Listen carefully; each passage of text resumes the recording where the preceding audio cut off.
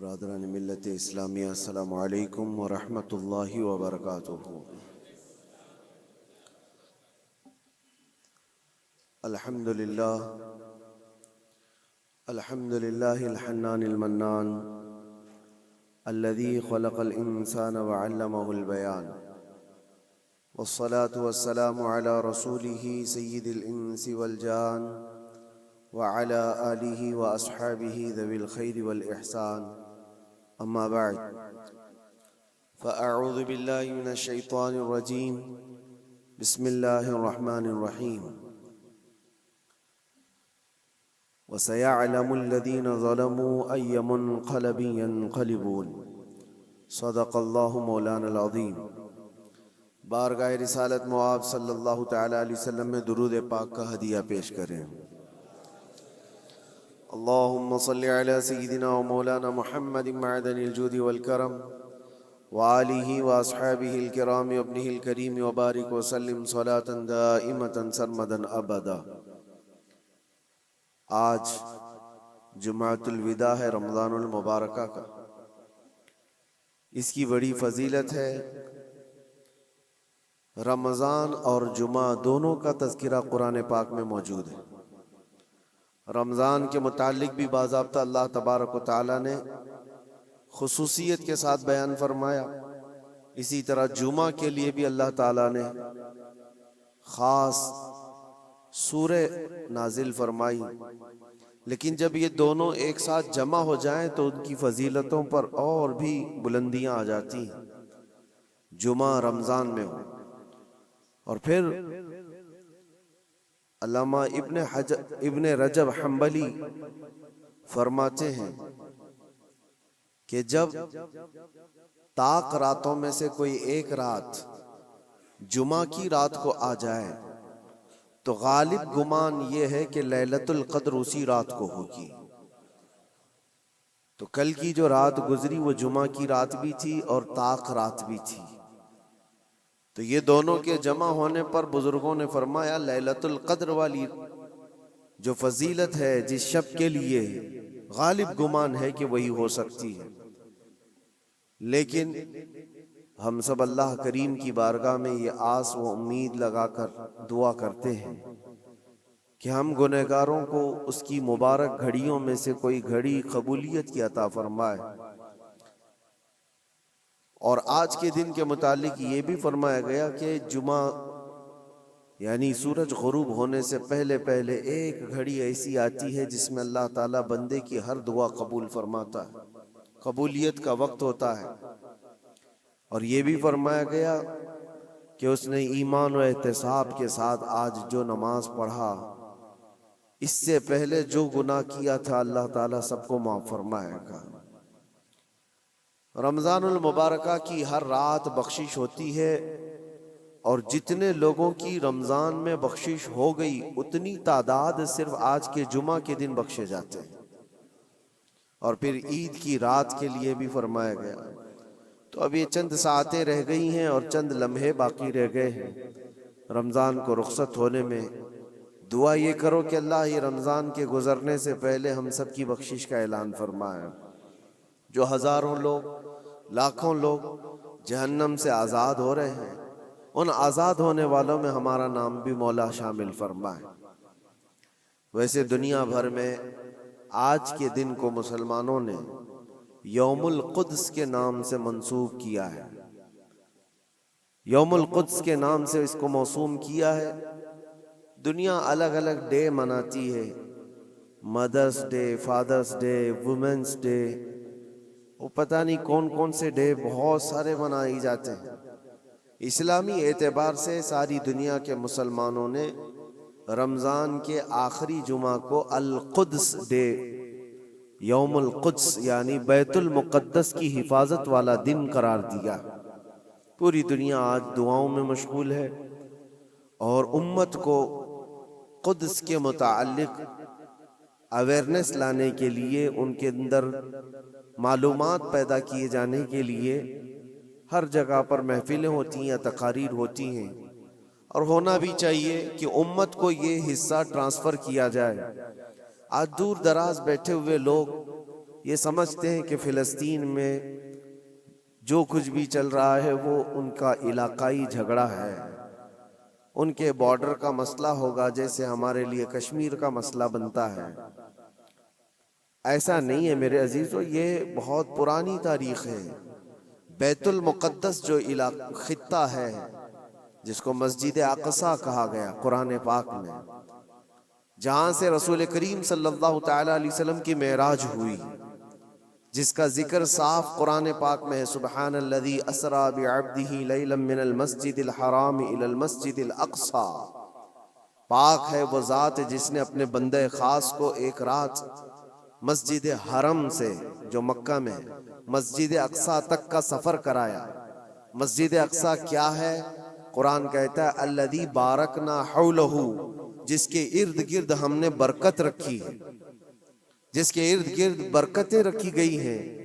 تو مسجد اقصی یہ کل پرسوں والی، سال دو سال پہلے والی یا 100-200 سال پہلے والی مسجد کا نام نہیں ہے، یہ اتنی پرانی ہے جس کی تاریخ تقریباً 4000 سال پہلے کی۔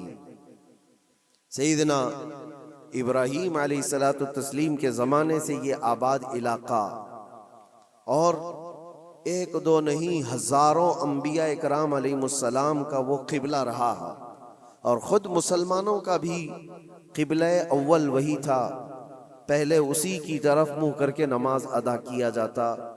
اور نبی پاک صلی اللہ تعالی علیہ وسلم جب مدینہ طیبہ ہجرت فرما کر آئے تو آپ اندازہ کیجئے کہ بعثت کے 13 سال کے بعد، یعنی حضور کے اعلان نبوت کے 13 سال کے بعد حضور پاک صلی اللہ تعالی علیہ وسلم نے ہجرت فرمائی، مکہ کے 13 سال، اور پھر مدینہ جانے کے بعد وہاں 17 مہینے تقریباً 1.5 سال بیت المقدس کی طرف منہ کر کے ہی نماز پڑھی جاتی تھی، بیت المقدس کی طرف رخ کر کے ہی عبادت ہوتی۔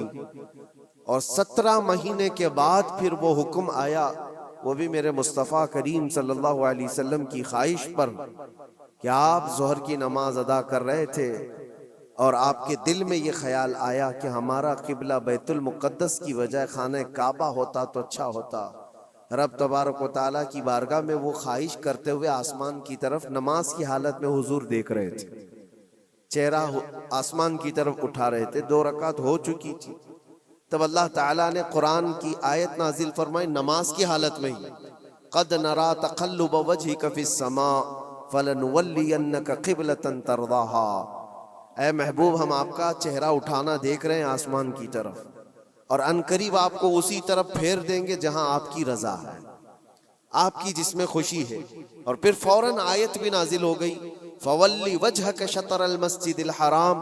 دیر کس بات کی محبوب، ابھی آپ اپنا چہرہ خانہ کعبہ کی طرف فرما لیں۔ بیت المقدس سامنے ہے تو خانہ کعبہ بالکل اپوزٹ میں۔ حضور اکرم صلی اللہ علیہ وسلم 2 رکعت کے بعد نماز کی حالت میں ہی گھوم گئے، اور اس کے بعد باقی کی 2 رکعت خانہ کعبہ کی طرف منہ کر کے پڑھائی۔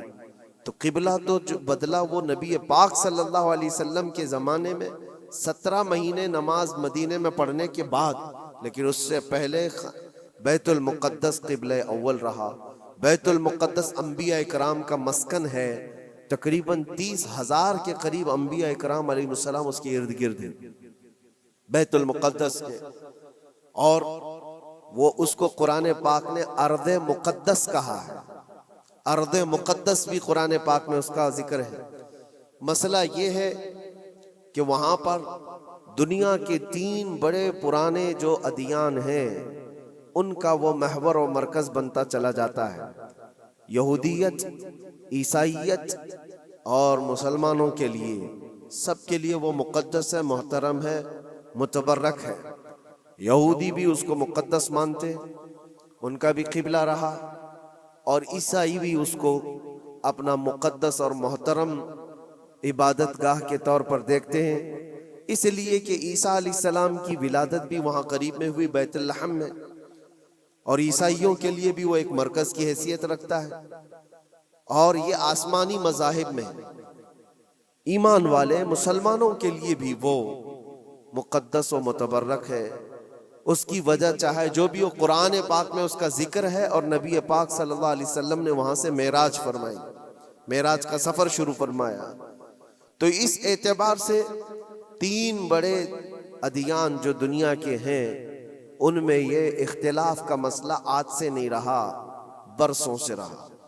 چلیں اگر آج کوئی ہم پر یہ الزام لگاتا ہے یہ کہ مسلمانوں کا اور یہودیوں کا مسئلہ ہے، تو میرے عزیزو فلسطین میں مسلمانوں کے آنے سے پہلے کی اگر تاریخ آپ پڑھیں گے تو یہودیوں اور عیسائیوں میں کئی جنگیں وہاں پر ہوئی، کئی جنگیں بیت المقدس کو لے کر کے۔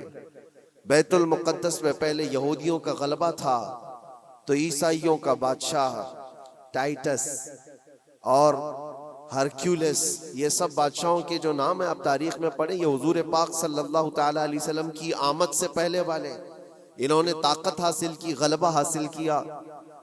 تو ٹائٹس جو بادشاہ تھا عیسائیوں کا، اس نے اتنا قتل عام کیا تھا یہودیوں کا، اتنا قتل عام کہ پورے فلسطین کی زمین خون سے بہہ رہی تھی اس زمانے میں۔ اور پھر جب یہودیوں کا غلبہ آیا تھا تو یہودیوں نے عیسائیوں کا قتل عام کیا تھا، کسی کو چھوڑا نہیں تھا۔ تو بیت المقدس کے حصول کے لیے، اس پر غلبہ حاصل کرنے کے لیے جنگیں برسوں سے چلی، بہت برسوں سے۔ پھر جب وہ دور آیا، حضور پاک صلی اللہ تعالیٰ علیہ وسلم نے اعلان نبوت فرمایا، اسلام پوری دنیا میں پھیلنے لگا، پھر بھی حضور اکرم صلی اللہ علیہ وسلم کی زندگی پاک میں بیت المقدس پر، مسجد اقصیٰ پر مومنین کا یا مسلمانوں کا وہ غلبہ نہیں تھا۔ زمانہ بیت گیا، حضرت عمر فاروق رضی اللہ تعالیٰ عنہ کا زمانہ آیا۔ جب حضرت عمر فاروق کا زمانہ آیا تو اسلامی سلطنت کی سرحدیں بہت دور دور تک پھیل گئیں، مصر فتح ہو گیا، ایران فتح ہو گیا، روم فتح ہو گیا، بہت سارے علاقے فتح ہو کر اسلام میں داخل ہوئے۔ تو ایک محاذ فلسطین فتح کرنے کے لیے بھی حضرت عمر فاروق کے زمانے میں بھیجا گیا، جس میں حضرت ابو عبیدہ بن جراح رضی اللہ تعالیٰ عنہ بھی موجود تھے۔ اور وہ اسلامی لشکر جب گیا تو فلسطین کو ان لوگوں نے فتح کیا۔ فلسطین جب فتح ہوا، بیت المقدس جب حاصل کیا گیا، وہ بھی تاریخ بڑی عظیم ہے میرے عزیزوں۔ وہاں اس وقت عیسائیوں کا غلبہ تھا، یہودیوں کو نکال کر پھینک دیا گیا، مار دیا گیا، جیسے بھی ان کے ہر بار ہوتے تھے۔ جب ان کا غلبہ آئے تو ان کو مارے، ان کا غلبہ آئے تو ان کو مارے، یہ جنگیں چلتی تھی۔ پھر جب اسلام آیا تو اس زمانے میں عیسائیوں کا وہاں غلبہ تھا، انہوں نے حوالے کر دیا بیت المقدس کو، مسجد اقصیٰ کو حوالے کیا۔ تو یہ بہت بڑی خوشی کی بات تھی۔ تو اس وقت وہاں موجود صحابہ نے حضرت عمر فاروق رضی اللہ تعالیٰ عنہ کو خط لکھا کہ آپ تشریف لائیں کہ بیت المقدس فتح ہو چکا ہے۔ اور یہ مسلمانوں کے لیے ایک بہت بڑی بشارت تھی، بہت بڑی عظیم خوشخبری تھی، اور سب انتظار میں تھے کہ امیر المومنین آئیں گے تو ان کے ذریعے سے یہاں پر نماز ادا کی جائے گی۔ حضرت عمر نے خبر پاتے ہی سفر شروع فرمایا تھا، لیکن وہ کس حال میں سفر کیا تاریخ میں موجود ہے۔ وقت کا امیر المومنین جس نے محاذ پہ محاذ چھیڑ رکھے تھے اور بڑے بڑی سلطنتوں کو زیر کر دیا تھا، لیکن بیت المقدس کے فتح ہونے کی خبر پا کر جب جانا تھا تو بہت لاؤ لشکر لے کر کے نہیں نکلے، اپنے ایک غلام اور ایک گھوڑے کے ساتھ نکلے تھے مدینہ طیبہ سے۔ اور وہ بھی اس حال میں نکلے تھے کہ غلام سے طے کر لیا تھا کہ 1 میل میں اس پر بیٹھوں گا، تو چلے گا، اور 1 میل تو بیٹھے گا اور میں اس رسی پکڑ کر چلوں گا۔ یہ دونوں میں طے ہو چکا تھا۔ اس طرح سے امیر المومنین سفر کرتے ہوئے فلسطین پہنچے تھے، بیت المقدس پہنچے تھے۔ حضرت عمر فاروق رضی اللہ تعالیٰ عنہ، یہ باتیں آج اس لیے بتا رہا ہوں کہ جنہوں نے خون کا بازار گرم کر رکھا ہے، اور جو ہم پر یہ الزامات ہیں کہ تلوار کے زور پر علاقے حاصل کیے، تو حضرت عمر کی یہ سیرت بھی بتاؤ، یہ تاریخ بھی بتاؤ کہ فاتح قوم کس طرح سے جاتی ہے، اکڑ کر، لوگوں کو پکڑ کر نہیں۔ حضرت عمر جب بیت المقدس کے فتح کے بعد فلسطین آ رہے تھے، خبر مشہور ہو گئی، عیسائی بھی مسلمان بھی جو وہاں موجود تھے، سب لوگ امیر المومنین کو دیکھنے کے لیے باہر نکلے تھے۔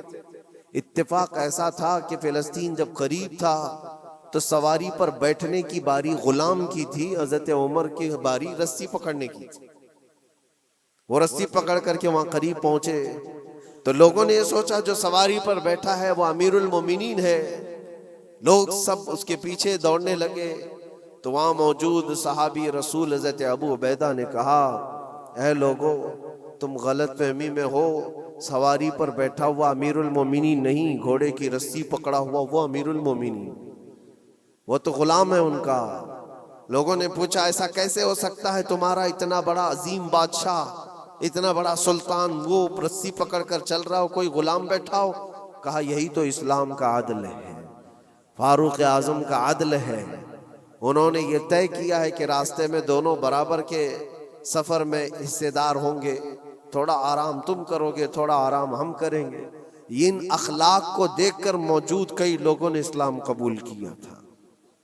حضرت سیدنا عمر ابن خطاب رضی اللہ تعالیٰ عنہ اسی موقع پر یہ بھی ارشاد فرماتے ہیں، لوگوں نے جب یہ دیکھا امیر المومنین امیر المومنین کہہ کر پکارا تو آپ کی آنکھوں میں آنسو آئے۔ فتح بیت المقدس کے موقع پر میرے عزیزوں ہو سکتا ہے کسی کا سینہ چوڑا ہو جائے کہ بیت المقدس فتح کر لیا ہے، اب ہم نے مسلمانوں کا قبلہ اول واپس آ گیا ہے۔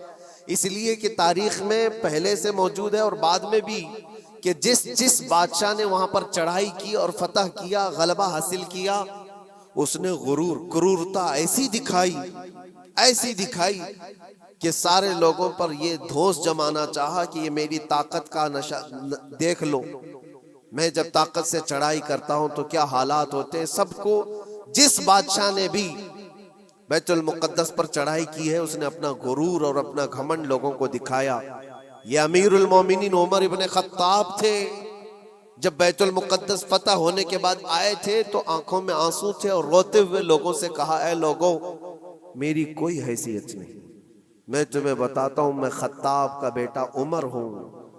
بچپن میں مجھ سے 2 بکریاں نہیں سنبھلی جاتی تھی، میرے باپ مجھے مارتے تھے، جب بکریاں میں نہیں سنبھال پاتا تو روز مار کھاتا تھا، اور آج اللہ کے فضل سے پورے علاقے مصر، یمن، عراق، ایران، روم، اب یہ فلسطین، عرب، حجاز، تقریباً آج کی 6 کنٹری جس کا رقبہ 36 لاکھ اسکوائر کلومیٹر کے آس پاس ہوتا ہے۔ حضرت عمر کہتے یہ پورا علاقہ آج تنہا عمر اس کو ہانک رہا ہے اور ہماری نگرانی میں ہے، اس لیے نہیں ہے کہ خطاب کا بیٹا عمر ہے، اس لیے کہ محمد عربی کا غلام عمر ابن خطاب حضور اکرم صلی اللہ تعالیٰ علیہ وسلم سے وابستہ ہوں، تو اللہ تبارک و تعالیٰ نے یہ طاقت و قوت اور یہ غلبہ عطا کیا ہے۔ ایک مختصر سی تاریخ میں آپ کے سامنے رکھتے آ رہا ہوں۔ پھر حضرت عمر فاروق رضی اللہ تعالیٰ عنہ کے فتح کے بعد بیت المقدس میں تقریباً 200 سال تک اسی طرح کا معاملہ رہا، پھر ڈھیلا ہو گیا، پھر عیسائیوں کا غلبہ آیا، عیسائیوں نے دوبارہ بیت المقدس کو حاصل کیا، پھر وہ بھی 100 سال کے اوپر زمانہ بیت گیا، پھر بیت المقدس کے حصول کے لیے جگہ جگہ مسلمانوں میں بہت سارے محاذ نکلے، لیکن اللہ تعالیٰ نے دوبارہ فتح بیت المقدس کا صحرا سلطان صلاح الدین ایوبی کو عطا فرمایا۔ وہ ایک جرنیل تھے، اسلام کے نڈر تھے اور بہادر، عظیم بہادر، جنہوں نے عدل و مساوات تو ایسے کیے ہیں، عیسائیوں نے بھی آج اپنی کتاب میں لکھا ہے، ہم نے ایسا کوئی سپہ سالار دنیا میں دیکھا نہیں جیسا صلاح الدین تھا۔ صلاح الدین نے اپنے نفس کے لیے، اپنی ذات کے لیے کسی ایک کو بھی مارا نہیں، کسی ایک کو بھی بندھک نہیں بنایا۔ بے شمار لوگ جو عیسائی تھے وہاں پر، ان کو مال جائیداد جو چاہیے وہ سب دے کر کے آزاد کیا ہے۔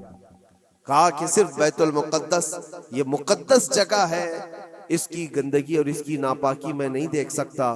باقی جب بیت المقدس فتح ہوا تھا صلاح الدین کے زمانے میں تو اس وقت عام اعلان تھا جس کو جو لے جانا ہے لے جائے۔ دروازوں سے سونے کے جو نقش تھے، عیسائی جب بھاگ رہے تھے وہ بھی کھرچ کر کے نکال رہے تھے لے جانے کے لیے، جو ہاتھ میں آئے وہ سب۔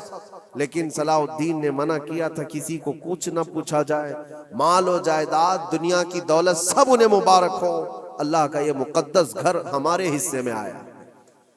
یہ بھی تاریخ موجود ہے۔ اور صلاح الدین ایوبی سیدنا عمر ابن خطاب رضی اللہ تعالیٰ عنہ کے زمانے کی یہ فتح یابیاں یہ دور اسلام میں ہے مسلمانوں کے لیے. پھر زمانہ بیتتا گیا اور پھر یہ انہی حالات میں بحمدہ تعالیٰ تقریباً 1000 سال چل پڑے. تقریباً پورے 1000 سال بھی نہیں، لیکن جب یہ ورلڈ وار ہوئی فرسٹ، اس کے بعد پوری دنیا میں خلافت عثمانیہ کا دبدبہ ختم ہوا، تو دوبارہ پھر یہ ساری جو دسیسہ کاری ہے آج جو آپ دیکھ رہے ہیں. سب سے پہلے بے گھر تھے جو یہودی پوری دنیا میں، جن کے لیے ٹھکانہ نہیں تھا، کوئی جگہ نہیں تھی. انہوں نے ایک معاہدے کے تحت 4000 یہودیوں کو صرف فلسطین میں بسانے کی اجازت مانگی تھی. اس وقت عرب بھی غیر منقسم تھا، بٹا ہوا نہیں تھا، پورا عرب ایک تھا. فلسطین، جارڈن، ملک شام، یہ سب علاقے ملے ہوئے تھے، ایک ہی خلافت کے اندر آتے تھے، خلافت عثمانیہ کے اندر. اس وقت صرف 4000 لوگوں کو وہاں بسانے کی اجازت لی گئی تھی. اس کے بعد پھر 4000 لوگوں سے یہ آبادی بڑھتے ہوئے دنیا کے ہر کونے سے یہ مائیگریٹ کرنا شروع کیے، ہجرت کرنے لگ گئے. اور دھیرے دھیرے دھیرے کرتے کرتے 1912 سے لے کر 1947 تک ان یہودیوں کی جگہ جگہ سے ہجرت ہوئی اور وہ جا کر کے اس جگہ جمع ہوئے. اور آج جو ایک خطہ آپ دیکھ رہے ہیں اسرائیل نام سے، حقیقت میں اسرائیل نام سے کوئی وجود ہی نہیں تھا، وہ پورا فلسطین تھا، پورا فلسطین. تھوڑے تھوڑے تھوڑے علاقے میں بستے بستے بستے ان لوگوں نے پورے علاقے کو آکیوپائی کر لیا، پورا قبضہ کیا اور اپنی ایک سلطنت بنائی، اپنا ایک ملک بنایا اور اعلان بھی کر دیا. پوری دنیا میں اعلان کیا، اپنی ایمبیسی کھولی، سفارت خانے کھولے. لیکن حیرت کی بات ہے کہ فلسطین کو ایسا دبا دیا گیا، اب اس کی اپنی کوئی حکومت نہیں، اس کی اپنے کوئی اختیارات نہیں. وہ نام کے لیے ایک علاقے میں بس سمٹ گئی ہے اور ایک چھوٹا سا علاقہ اب بچ گیا ویسٹ بینک کا اور غزہ کا، جہاں آج لڑائیاں ہو رہی ہیں، جہاں بم بارود برسائے جا رہے ہیں. یہ تھوڑا سا علاقہ بچا رہ گیا ہے. میرے عزیزو، یہ ایک تاریخ ہے جو میں آج آپ کو منتقل کر رہا ہوں، اس لیے کہ نئے بچوں کو، نئی جنریشن کو تاریخ سے بہت کم دلچسپی ہے. یہ انٹرنیٹ کی دنیا میں رہنے والے لوگ، آپ یہ بات یاد رکھیں، یہ وراثت کے طور پر ہم نے آج تک منتقل ہوتی آئی. تاریخ اس لیے بتا رہا ہوں کہ وہاں پر جو جھگڑا ہے، وہاں پر جو حالات بنے ہوئے ہیں، وہ آج کل کے نہیں ہیں، صدیوں سے موجود ہیں، کئی سینکڑوں سالوں سے موجود ہیں. اور اللہ کے نبی صلی اللہ علیہ وسلم کی ایک بشارت بھی سنا کر جاتا ہوں. نبی پاک صلی اللہ علیہ وسلم نے فرمایا، میری امت میں ایک جماعت ایسی رہے گی قیامت تک جو بیت المقدس کی حفاظت کے لیے لڑتی رہے گی، اور ان کے مخالفین کا دھوکہ دینا، ان کے مخالفین کا ان پر حملہ کرنا ان کو کچھ نقصان نہیں دے گا، وہ ایمان پر ویسی ہی جمے رہے گی. یہ حضور پاک کی بشارت ہے. نبی پاک صلی اللہ علیہ وسلم نے فرمایا ہے کہ وہ دمشق یا بیت المقدس کے آس پاس لوگ ہوں گے، اپنی جانوں کا نذرانہ دیتے. اور حضور نے یہ جب گارنٹی دے دی تو پھر کہنے کی کیا بات ہے. حضور نے فرمایا قیامت تک وہ جماعت حق پر قائم رہے گی. کسی اور کے لیے اتنی گارنٹی ملتی ہے؟ حدیث پاک میں حضور نے فرمایا ان کے لیے وہ ایک جماعت ایسی ہوگی قیامت تک وہ حق پر قائم رہیں گے، حق پر قائم رہیں گے بیت المقدس کی حفاظت کے لیے. آج ان لوگوں کے حالات دیکھتے ہیں ہم. پھر میں آپ کو ایک آیت جو شروع میں پڑھا عرض کیے دیتا ہوں. رب تعالیٰ فرماتا ہے وَسَيَعْلَمُ الَّذِينَ ظَلَمُوا أَيَّ مُنْقَلَبٍ يَنْقَلِبُونَ. ان قریب ظلم کرنے والے یہ دیکھیں گے کہ اللہ ان کو کس کھائی میں گراتا ہے، کس پلٹی وہ پلٹیں گے. وہ انجام آئے گا، کسی بھی ظالم کو چھوڑا نہیں گیا ہے. ظلم کی انتہا ہو گئی، ظلم کی انتہا ہو گئی. حیرت ہوتی ہے یہ دنیا آج جو نیوٹرل بنتی ہے، سیکولر بنتی ہے، ان کی زبانوں میں کیا دہی جم گیا ہے. ان چھوٹے سے بچوں کی موت پر کوئی دو جملے بولنے کو تیار نہیں، صرف اس لیے کہ مسلمان ہیں، صرف اس لیے کہ وہ ایمان والے ہیں. میرے عزیزو، دنیا میں کہیں کسی کی ظلمن موت ہو جائے تو ساری میڈیا چیختی ہے، چلاتی ہے. اور آج جہاں 49,000 لوگوں کو قتل کر دیا گیا، مار دیا گیا۔ ان کا قصور کیا تھا بتائیں، ان کا قصور کیا ہے؟ جنگ جس سے چل رہی ہے اس جماعت کا تو کوئی نشانی نہیں ملتا۔ جس جماعت کے ساتھ، جس تحریک کے ساتھ، جس تنظیم کے ساتھ یہودیوں کی جنگ چل رہی ہے، اس تنظیم کا کون مر رہا ہے، اس تنظیم کے کتنے لوگ مارے جا رہے ہیں، اس کا کوئی حساب نہیں۔ لیکن سیویلینز جو وہاں کے بچے ہیں، عورتیں ہیں، بوڑھے ہیں، ان میں سے تقریباً 50,000 لوگ شہید ہو چکے، جس میں سے تقریباً 15,000 کے آس پاس تو بچے ہیں، چھوٹے سے بچے ہیں۔ کلیجہ منہ کو آتا ہے یہ ساری باتیں دیکھ کر کے، سن کر کے میرے عزیزوں۔ جگر رکھنے والا دنیا کا کوئی بھی انسان ہو، جس کے اندر تھوڑی انسانیت باقی ہو، وہ یہ تمام مناظر کو دیکھ کر کے ویرودھ تو ضرور کرے گا۔ اور اگر یہ باتیں بھی ہم کو یہاں کہنے میں کسی کو ایسا لگتا ہے تو میں اس کی پرواہ نہیں کرتا، ایمان جب تک ہے ہم بولتے رہیں گے۔ جہاں لوگوں کی جانیں چلی جا رہی ہوں اور تم کہتے ہو کہ یہ حالات صحیح نہیں ہو بولنے کے لیے، تو پھر ایسی بزدلی میں جی کر کے بھی مطلب نہیں، مر جانا ہی بہتر ہے۔ کس لیے جی رہے ہیں؟ حق کو حق نہ کہا جائے، ظلم کو ظلم نہ کہا جائے؟ کیا اتنے بھی زیادہ بزدلی آ گئی ہے؟ میرے عزیزو، آپ کو بتانے کا مقصد یہ ہے، مجھے پتا ہے لوگوں کو یہ بھی لگتا ہے کہ یہاں بیان کر کے مطلب کیا ہے، فلسطین میں ظلم ہو رہا ہے، بچے مارے جا رہے ہیں، یہاں بیان کر کے کیا مطلب ہے؟ یہ تھوڑی نہ وہاں جائیں گے مدد کرنے کے لیے۔ لیکن میرے عزیزو، فزیکلی آپ جا تو نہیں سکتے، لیکن اس سے بہت ساری عبرتیں، بہت سارے سبق تم سیکھ سکتے ہو۔ تم سردی بخار پر آئیں کائیں کرنے لگ جاتے ہو، جن کے گھروں پر روز بم بارود ہو، ان لوگوں کو دیکھو کبھی تو آج بھی الحمدللہ کہتے ہیں۔ ایک خاتون کو دیکھا جس کے 4 بیٹے شہید ہو گئے، 4 بیٹے شہید ہو گئے۔ عورتوں میں وہ بیان کر رہی ہے، بڑا بیٹا 27 سال کا، دوسرا بیٹا 25 سال کا، تیسرا 23 سال کا، اس طرح سے عمر جوانی، بھری جوانی میں جس کے 4 لڑکے شہید ہوئے۔ آنکھوں میں آنسو کچھ نہیں۔ کسی نیوز رپورٹر نے کہا کہ 4 بیٹے تیرے اتنی بھری جوانی میں مارے گئے، تجھے غم نہیں کسی بات کا؟ کیا بہترین جواب دیتی وہ خاتون، کہتی ہے جس کا ہر بیٹا جنت میں پہنچ چکا ہو اسے غم کس بات کا؟ کیونکہ اللہ کا وعدہ ہے، میرے نبی کا وعدہ ہے، وہ شہید ہیں اور شہید جنت میں ہو چکا ہوتا ہے، اور شہید کو اس کی موت سے پہلے اس کا جنت میں ٹھکانہ دکھایا جاتا ہے۔ وہ خاتون کہتی ہے روتی اس وقت جب میرا بیٹا تاش کے پتوں پر بیٹھا ہوتا، شراب کے اڈے پر گیا ہوتا، بہک کر کے کہیں بگڑ گیا ہوتا، تو پھر دل پر افسوس ہوتا کہ میرا بیٹا راستہ بھٹک چکا ہے، میرا بیٹا عیاشی میں جا چکا ہے۔ لیکن جس ماں کو یہ یقین ہے کہ اس کے جیتے جی اس کا بیٹا جنت میں پہنچ چکا ہے، تو پھر غم کس بات کا؟ میں تو ان کے صدقے میں دعا کرتی ہوں کہ مولا ان کے راستے مجھے بھی وہاں تک پہنچا دے۔ یہ ایمانی جذبہ ہے میرے عزیز، ایمانی جذبہ ہے۔ اللہ تعالیٰ نے انہیں صبر دیا ہے۔ تو میں یہ چیزیں اس لیے بتا رہا ہوں کہ آپ چھوٹی مصیبتوں کو بہت بڑی بنا کر کے سمجھتے ہیں کہ حالات بہت خراب ہیں۔ ایسے حالات خراب ہیں آپ کے پاس؟